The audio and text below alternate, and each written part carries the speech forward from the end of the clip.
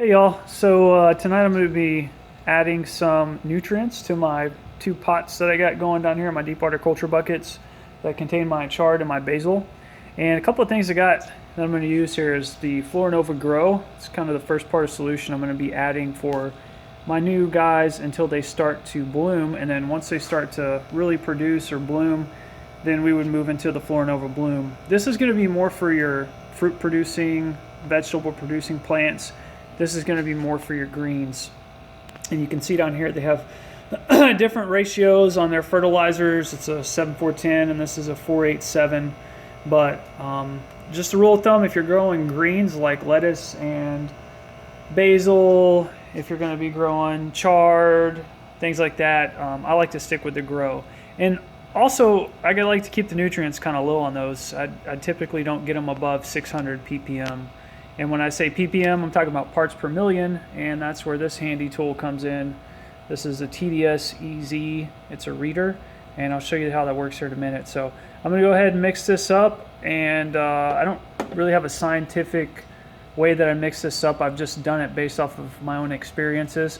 But since it's going to a 5-gallon bucket, I'll just kind of wag it, and you can learn from this hopefully and test it on your own. There's plenty of articles out there about how to mix up the perfect nutrient sets and what you're supposed to do based on how much water, but I just kind of overall check the parts per million count with this, and once I get it to about 400 to 600 ppm, then that's kind of where I leave it. So all right, stand by and I'll be right back.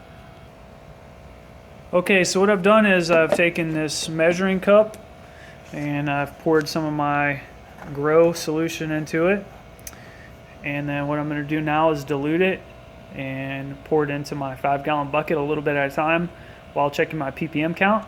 And once I get that ppm count where I want it, then I'll let it ride. So let me go ahead and get this mixed up and I'll be right back.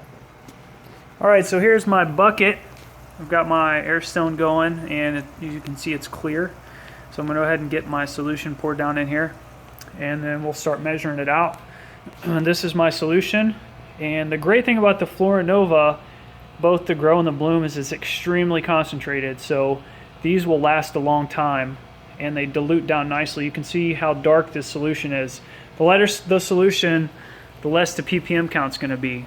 So I'm just going to go ahead and start pouring it in. I'm going to go about halfway with this guy. Alright, and that air stone's going to mix that in. You can see the water is getting a little bit darker, so let me get my TDS reader.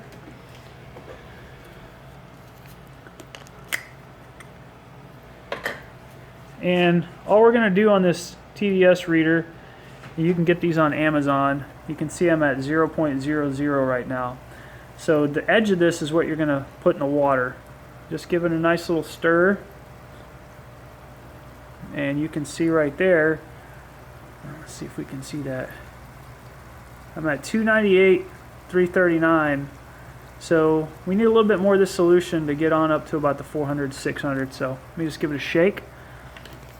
Pour some more of this in here.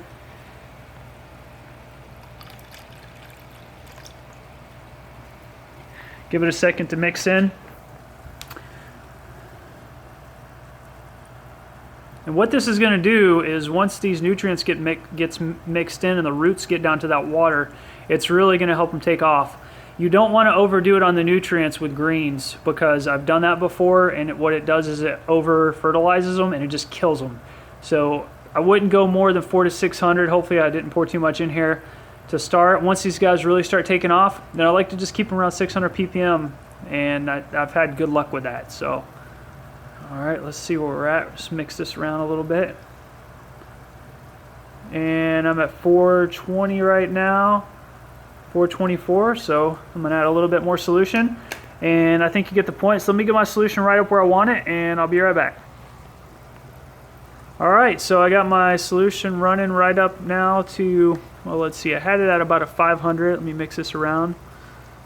You can see I'm right at about a 514, and I'm happy with that.